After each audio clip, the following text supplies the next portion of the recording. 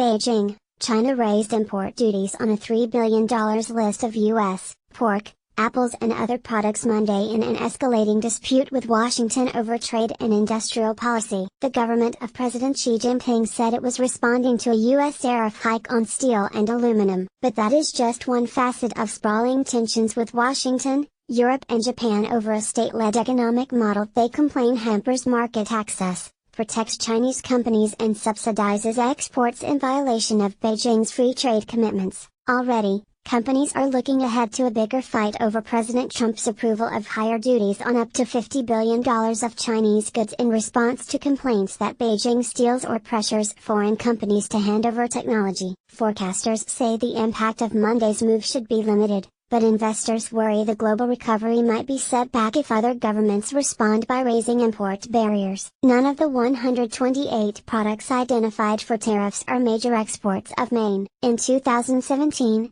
Maine imported about $350 million worth of goods from China, of which $146 million was footwear, according to U.S. Census data. The same year, the state exported $238 million in goods to China, led by forest products and lobster. On Monday, the main stock market indexes in Tokyo and Shanghai ended the day down. The tariffs signal a most unwelcome development, which is that countries are becoming protectionist, said economist Timur Baig of DBS Group. But in commercial terms, they are not very substantial compared with China's $150 billion in annual imports of U.S. goods, he said. Monday's tariff increase will hit American farm states, many of which voted for Trump in 2016. Beijing is imposing a 25% tariff on U.S. pork and aluminum scrap and 15% on sparkling wine, steel pipe used by oil and gas companies, and an array of fruits and nuts including apples,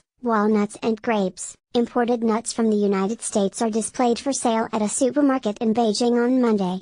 China raised import duties on U.S. pork, fruit and other products Monday in an escalating tariff dispute with President Trump that companies worry might depress global commerce. Associated Press/Andy Wong. American farm exports to China in 2017 totaled nearly $20 billion, including $1.1 billion of pork products. There was no indication whether Beijing might exempt Chinese-owned American suppliers such as Smithfield Foods, the biggest U.S. pork producer, which is ramping up exports to China. The U.S. tariff hike has seriously damaged our interests, the finance ministry said in a statement. Our country advocates and supports the multilateral trading system, it said. China's tariff increase is a proper measure adopted by our country using World Trade Organization rules to protect our interests, the statement said. The White House didn't respond to a message from the Associated Press on Sunday seeking comment. The United States buys little Chinese steel and aluminum, but analysts said Beijing was certain to retaliate, partly to show its toughness ahead of possible bigger disputes. Chinese officials have said Beijing is willing to negotiate, but in a confrontation will fight to the end. China has already prepared for the worst, said Liu Yuanchun, Executive Dean of the National Academy of Development Strategy at Renmin University in Beijing. The two sides, therefore, should sit down and negotiate.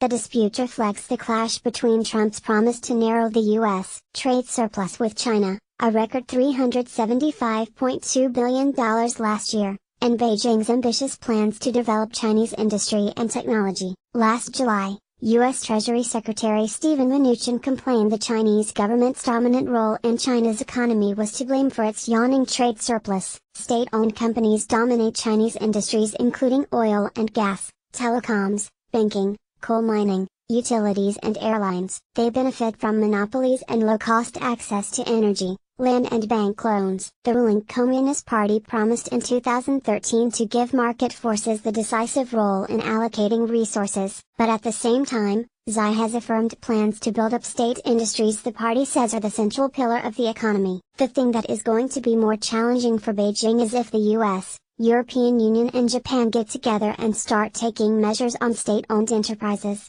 said Baig. That for me would be an escalation, whereas product by product back and forth, amounting to a few $1 billion here or there, is not a major substantive concern.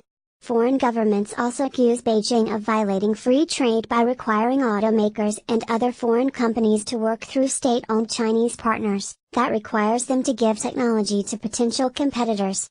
Last month, a U.S. official cited as hugely problematic Beijing's sweeping plan to create Chinese competitors in electric cars, robots, advanced manufacturing and other fields over the next decade. Business groups complain that strategy, dubbed Made in China 2025, will limit or outright block access to those industries. The country's top economic official, Premier Li Keqiang, promised at a news conference on March 20 there will be no mandatory requirement for technology transfers.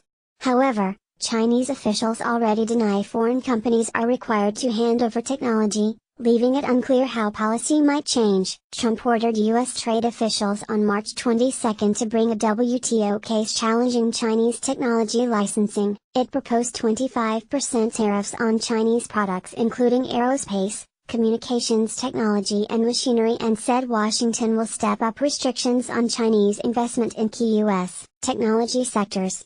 Beijing has yet to say how it might respond.